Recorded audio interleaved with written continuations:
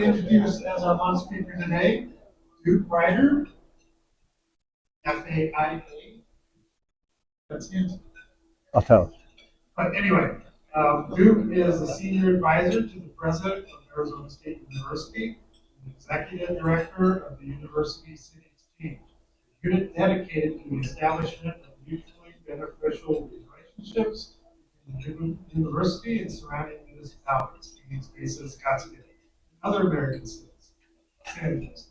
His office is also directing the Rio Reimagined project, keeping with the New American University concept. He established 10 Across, 10X, a nationally recognized initiative addressing the major issues of our time as they are revealed along the I-10 corridor. With that, I'll introduce you. Great.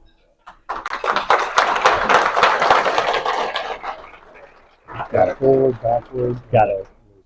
Okay, great. Thank you, Steve. And it's a pleasure to be here. And it's nice to see that Jenna exists other than on Zoom. It's the first time we've met. But if it wasn't for Jenna, I wouldn't be here. We were talking about some of our projects, and she asked if I would do this. So I'm not a typical person who would be on a GIS stage. Are we okay here? You lost. Oh. I see.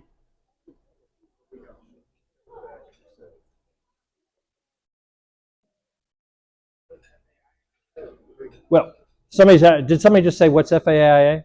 Did I hear that? I'm a fellow of the American Institute of Architects. So I am trained as an architect, do a lot of city planning around the country, which is what brought me to Arizona State University. I was the dean of the College of Design, which would be planning, architecture, interior design, graphic design, industrial design. Started a real estate program because that's the coin of the realm in Arizona for sure. So I'm about the built environment and place. So that's how I find myself here. As I walked in to find Jenna, to see her for the first time, to confirm she was a real person, I walked into a session. There was Tony, who I just met a few minutes ago, talking about test taking, which made me very nervous. And then there was someone else who showed a slide of work-life balance. I failed that completely as I looked at that slide. And then the last slide said, do something that is out of your domain. Get out there and do more things. Well, this is certainly that. So anyway, I'm going to show you 3 projects, starting at the city scale, the regional scale, and lastly, you heard a little bit about 10X, which I think is squarely in your interest area.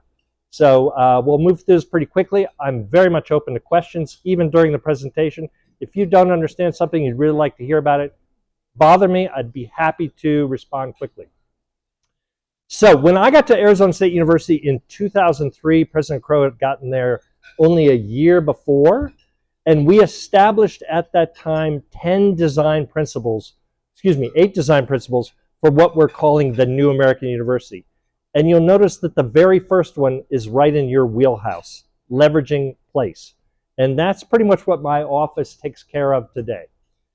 If you arrive from a place like New Orleans, where I spent 10 years, or Boston, where I spent 20 years, or Chicago, and you look at Phoenix, it's not obvious why it's here. Where is the water? Where's the lake? Where's the river? Where's the ocean?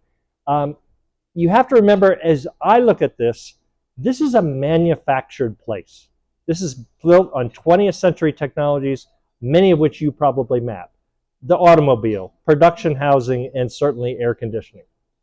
So our office, the University City Exchange, is about connecting that place, which is very young, to the people that we serve here.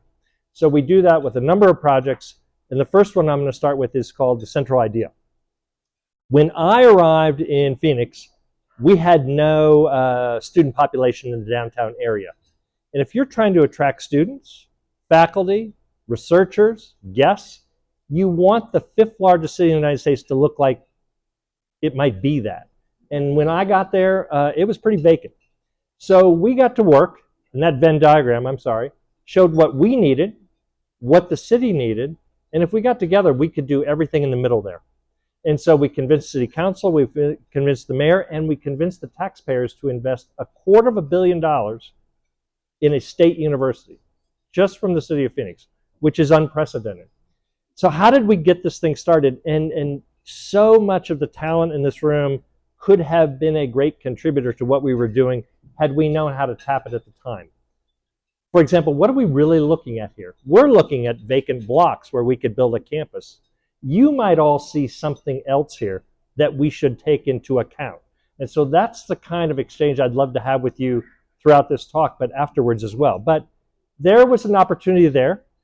We seized upon it because light rail was now going to connect our main campus, quote unquote, in Tempe to this area, and that's the logic was there. We took over some buildings that were then vacant, like this old Ramada Inn on the far left side of the slide, made a pretty good residence hall. But we started building as soon as a bond election was passed in 2006 to bring that money to the university. So you see student housing here. We also made great partnerships with pre-existing institutions like the YMCA. That became the rec center for those very brave students who started school in the fall of 2006. And we have since built our own facilities there, but we let our partners like the YMCA use our facilities just like we were able to use theirs. How do you take a city, how do you take a place and use it as inspiration? What would go there? I remember my first meeting with Dr. Crow in his office saying we need to be in downtown Phoenix. I said, that's why I came here. Okay. His suggestion was get started. Well, who's going?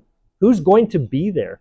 And so we decided to move those colleges that could most take advantage of being in the city. For example, the Cronkite School of Journalism, the stories that could be written there. And I'm certain by moving the School of Nursing and the School of Nutrition there, we had students doing things they would not have otherwise. I'm not sure that they would have commandeered a bus and filled it with fresh fruits and vegetables had they not seen those neighborhoods that were lacking those kinds of stores. So just being in a different environment caused them to think differently. And the College of Law, or the Sandra Day O'Connor College of Law, was not in the original list, but as they saw the Cronkite School thriving, nursing thriving, others, they said, you know, we would like to be down there too. It's the seat of obviously state government, county government, city government, many of the institutions that you work with. And so we built them a school. And just like the campus itself, the building is totally porous. It literally opens up to the street so that the distinction between the campus and the community is removed wherever possible. Some people thought when we were coming downtown, we would build a quote-unquote walled campus, which apparently a lot of universities had noted for doing. That couldn't have been further from what we intended to do. And then how do you actually engage the community? How do you get them to think about who you are as a university? These are photographs that I took when asked to build a campus downtown. That's my picture of the YMCA right in the middle there. And you can imagine why some of the schools and colleges that we selected to move were not all that enthused. It doesn't look particularly inviting. But we cleared that space out that you see on the far right-hand side of the screen, and this is what it looks like today. And it's not a campus commons. It's not Harvard Yard. This is a place for the community to interact with the university and be part of what we need to know about. So you see people in that picture who are not students. These are people who are now enjoying something that we were able to contribute. And that includes things like public art, which cause you to think differently about a city and say something is going on here that wasn't going on there before. And so this is what's happening there today. And frankly, the law school is still missing in this slide. But you'll see a tall building right in the middle. That is now under construction, as are several $1 billion worth of construction, because we decided to come downtown, have 15,000 students inhabit this area, contribute to the economic vitality of the region, as well as all kinds of interesting cultural and other kinds of activities.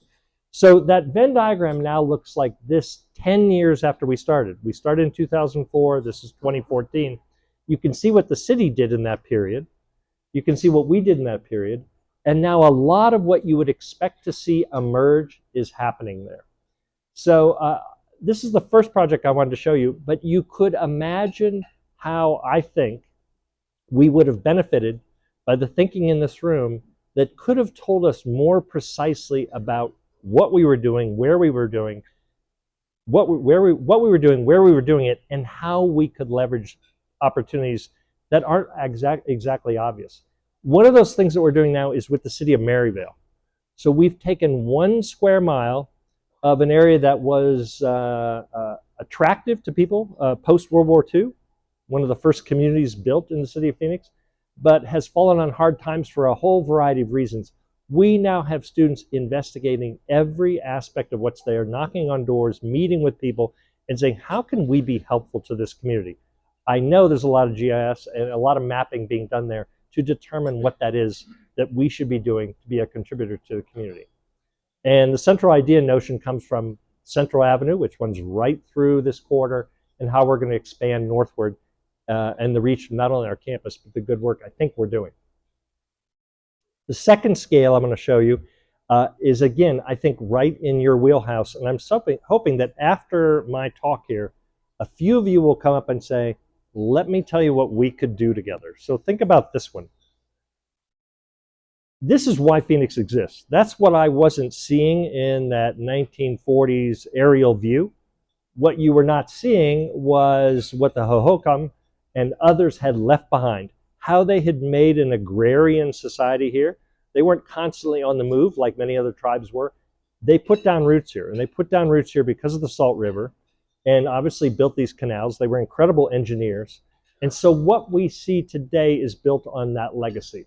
So obviously an extraordinary map as well. So we have now taken 50 miles of the Salt River, which about the only place you can really see it today is at Tempe-Town Lake, which is a portion of the Salt River, and are now launching what we called Rio Reimagined. The logic behind this was the success of that, but also these other communities, and by the way, this stretch here touches 7 of the 9 congressional districts, and there's never been a metro-wide plan for Phoenix. What could we do with this stretch of land for both the community, economic development, the issue of water, of course, environmental issues there, and just great planning, which sometimes our area always hasn't been noted for. It also came out of a conversation with Senator McCain, who was sitting up with Dr. Crow, as he often was, watching a football game. We have one tonight, by the way. And he would pay attention to the game. He actually didn't want you bothering him while he's watching the game. But he did look out over at Tempe-Town Lake and said, why can't we do more of that? Why can't what I see out there, which again is attracting investment? And we said we could, as Dr. Crow often does, sure, no problem. We'll start doing that, which comes to my office because these are the kind of projects that we take on.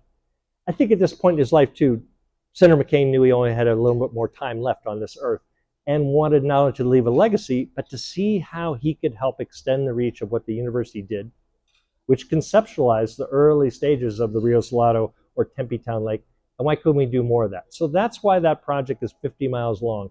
He had so many mayors and other friends. It touches 6 municipalities, 2 tribal nations, and a number of other things like SRP. He knew so many people there, they wanted to be part of this project. But this is what the Salt River looks like in the majority of the area. If you have a great river, a lot of good aggregate is there, and so it's a great place to mine. Hardly a contributor to a community like South Phoenix. So our job, and look at this 50 miles, is to figure out what's there, which again, I think is right in the area of your interests and what you could help us better understand. So how can we contribute to economic development like Tempe-Town Lake did, which is really a portion of the Salt River? How can we address the issue of water such that this is a water positive project? We all understand the urgency around water in the desert Southwest and elsewhere. How can this project, which by the way, all these are taken on the Salt River, you'd hardly know you're in the Phoenix area if you look at that middle slide. How can this this project contribute to our address to water? And of course, how do we get the community engaged? If you're in South Phoenix, the Salt River has mostly been dust blowing on your community. It hasn't been about water, it hasn't been about other things. You see the Audubon Center there on the right, and you see us getting all of the mayors and tribal leaders in 2018, I believe it was, to sign a document to agree to build a plan, to work this out. And that's what our office has been doing since. And so that has resulted in us becoming declared an Urban Waters Federal Partnership member, the only one declared during the Trump administration. There are now 20 of them. We were the 20th. What that does is open up a whole lot of grant opportunities with all of those agencies you see on the left-hand side of the screen, including visits by Secretary Buttigieg to give us $25 million for a bridge in downtown Phoenix, and most of the other secretaries involving land use, water use, other issues have been here to visit us because we're simply putting together a structure that allows them to see what we could do and how to engage with it. So I would suggest that how you all, no matter where you are, you don't have to be in Phoenix, you don't have to be on the Salt River, how you might look at a 50-mile stretch of one of the largest and fastest growing metro areas in the country. How could what you all are doing contribute to our understanding of what's there and what could be leveraged, what ought to be planned for the future? So I showed you something that was about a mile long, then something 50 miles long. So now we're going to look at something 2,400 miles long, which is how Jen and I got to know each other. And she introduced me to some of your friends who hold offices or work like you're doing along a corridor. And this is where I'm really thinking about how you would observe what I'm about to show you and say, you know, you could be doing this.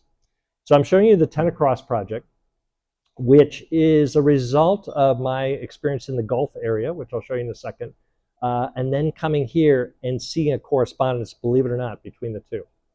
So here's the context, okay? So what you should be seeing here, so first you were supposed to see the I-10, but on top of the I-10 is what was the old Spanish Trail. A lot of travel, east to west, as the country moved westward. You can see certain cities that were bigger than they are today. Others have risen, like Houston and Beaumont are obviously exchanging places there. But this is a really important national corridor. If you look at this area today, it now passes through the 3 largest states, many of the fastest growing cities, like Phoenix, like Houston, like San Antonio, the energy capital of the world, which is really important, areas where the border is profoundly important and frankly contested, at El Paso, Ciudad Juarez. Not locally, but just as you hear about it. And then you get all the way over to the Gulf area where I spent 10 years of my life, and you see things like Katrina. And what was interesting about Katrina is that I did both my undergraduate and graduate work on how does a city see what is likely to happen to it and prepare in advance of that situation. You know, it shouldn't have taken 1,700 people to lose their lives in Katrina for you to fix your school system. But it wasn't until the schools were literally wiped off the map that they said, you know, the schools were failing. We should have done something more about that. So a big thing about this project is what do you know and when did you know it and what did you do about it, which I think, again, could benefit from what you all do. So this is where people are moving. And they're moving to the southern tier of the United States. You've probably seen a lot of this in the news. They're moving here, and as a result, getting in the way of some things that are pretty costly. We just saw what happened in Florida, South Carolina recently. We've seen fires, believe it or not, in the bayous of Louisiana, obviously in California as well.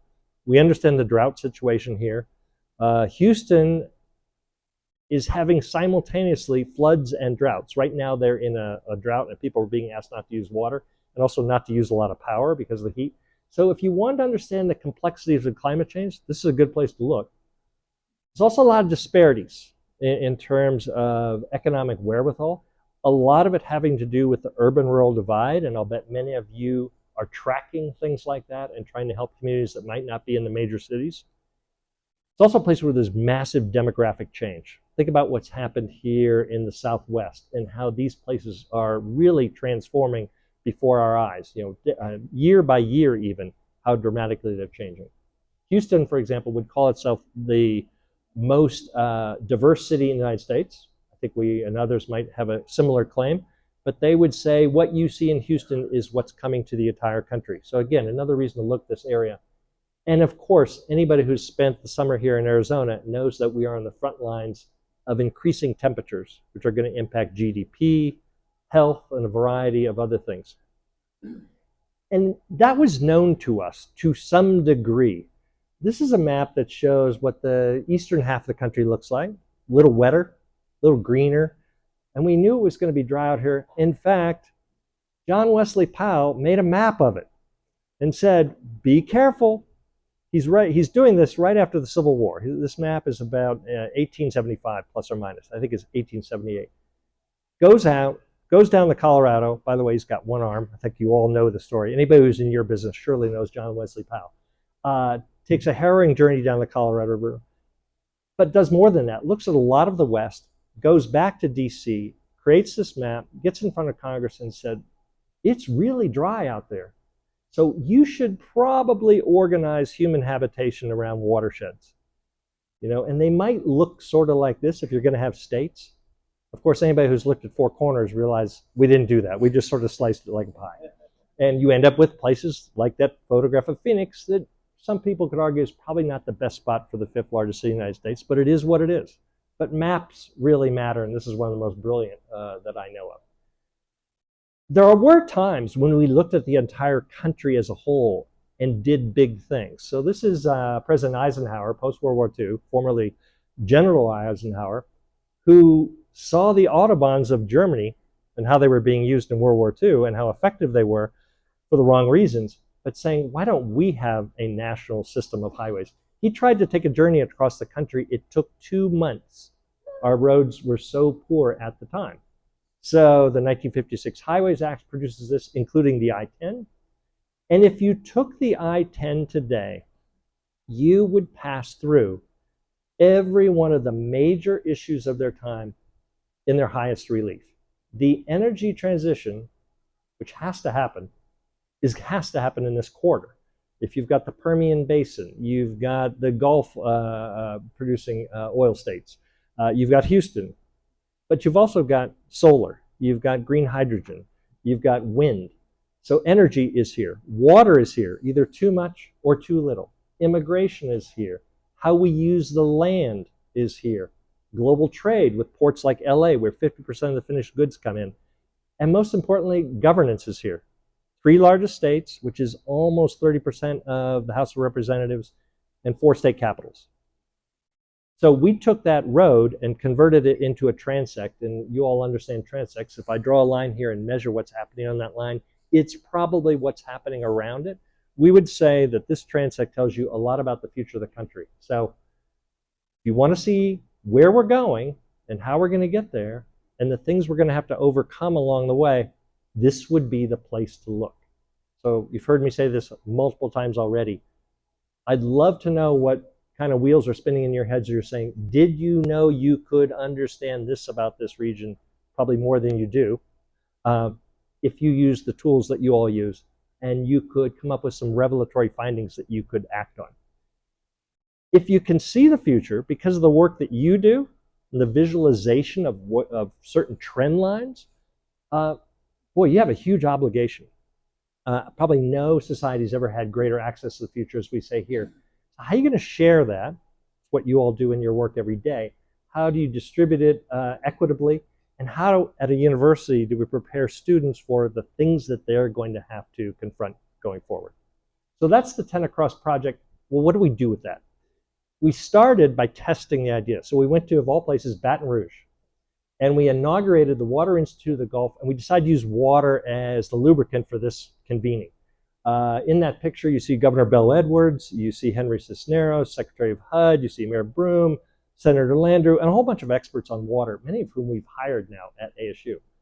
And we discussed the difference between, of course, a marshy, swampy area like the Gulf and a crispy area like the desert Southwest. And it turned out we had everything in common.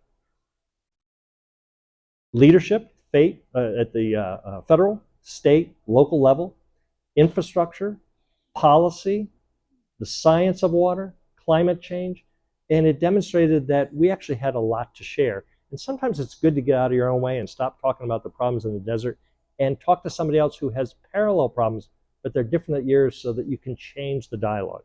So we did that. We did the same in Phoenix. asking the question how the fifth largest city is going to continue to grow given the resources we have. And we were just in Houston. And now we've graduated beyond water. And how could you not talk about energy if you're in Houston?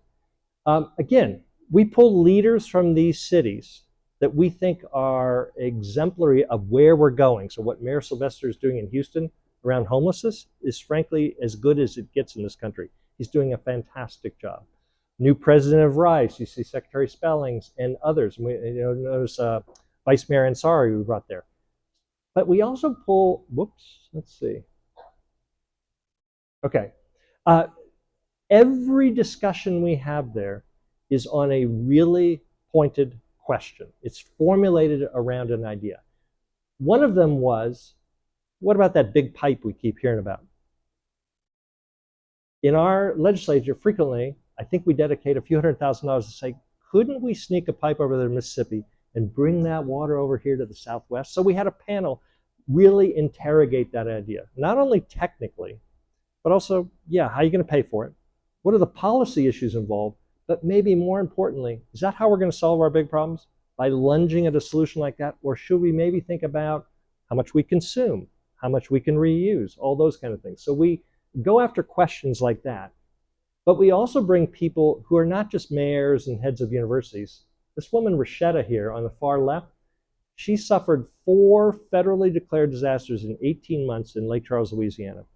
And she's been interviewed here by people from American Public Media and the New York Times at our request, who then produced a podcast on what she did for her community. She had 4 kids of her own, not much money. She now goes to COP because she's celebrated for how one person can make a difference in their community. And what she also revealed in that process is, don't count on the federal government. FEMA isn't there to fix your city. They're there to get you out of trouble immediately. You're going to have to figure out how to build it going forward, which is an interesting issue. I think it has been, as you know, hot here. And so, of course, we had Jeff Goodell in Houston, and we just did another event with him. If you haven't read this book, and by the way, if you need a copy, we could probably get one to you. But he tells it like it is, and I'm afraid to say, it's never going to get any cooler. So how are we going to confront that? And then we have the press there, but we have them on the other side of the table. We put them on the stage and say, what stories are you writing that are resonating with the public and causing them to think different about issues like water? So you see Joanna Allhands here in the middle, along with folks from the Times and Time Magazine and others. She's written some really good articles on the Colorado River that should cause us to be moving faster with regard to solutions. So why is that the case? What could we do to help her? What kinds of other media, maybe like some of the things that you all produce, would help people to better understand a complex issue like that? So we have a water data group that we've put together, and they're meeting regularly, and these maps will probably look familiar to you. We're trying to figure out how much we have, what's the nature of that water in Arizona, Louisiana, California, Texas, and build a group where they're sharing information back and forth, which if anybody would like to be part of this group, or this is in your area of expertise, talk to me. We'd love to have you in this. So our project, what do? We have 3 things that we do. We teach, and so we have a curriculum, and we'd love to see this young woman, let's say, for example, I don't know where she is, maybe El Paso, in communication with her peers across the 10. And we've organized this curriculum this way. Those are the issues, those are the places. So every one of those issues I was telling you about uses one of these cities as a backdrop to learn about it.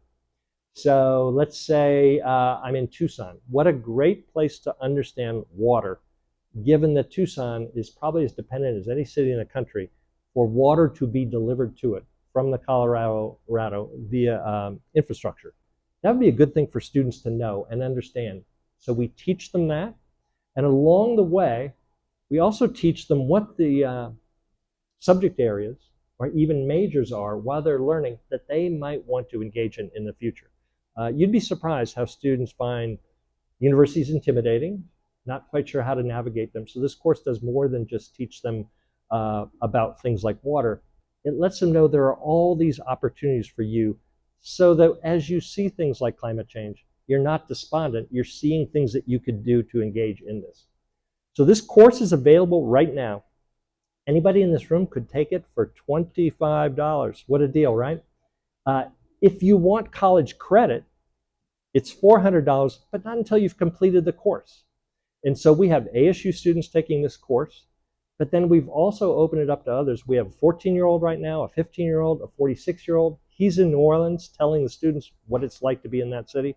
So this is ready and available. From a media point of view, we do a lot of work with the 𝐀𝐫𝐢𝐳𝐸 School. You can see it in the middle here. There's our building in Los Angeles, a couple other things. But notice American Public Media down there in the middle. I do a podcast. You all are welcome to hear it. It's about every week on critical issues like I was just discussing. If you go to American Public Media's website, you will see the China Cross button. And the stories there use our geography. Let's say how things come into the Port of LA, how they're moved by autonomous vehicles, which, by the way, the 10 is the place for that. The 10 is the laboratory for the future of transportation. There are trucks out on the road right now, just like you see Waymo downtown Phoenix, with nobody behind the wheel. No snow here, pretty flat. Between here and El Paso, really good place to test. And even warehouses are becoming automated.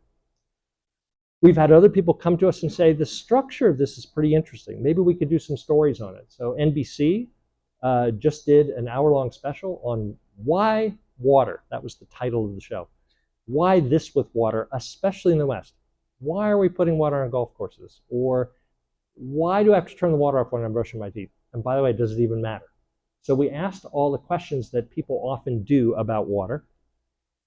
And then lastly, we have an observatory that we're building. I wish I could tell you it looked like this. We're not quite there yet.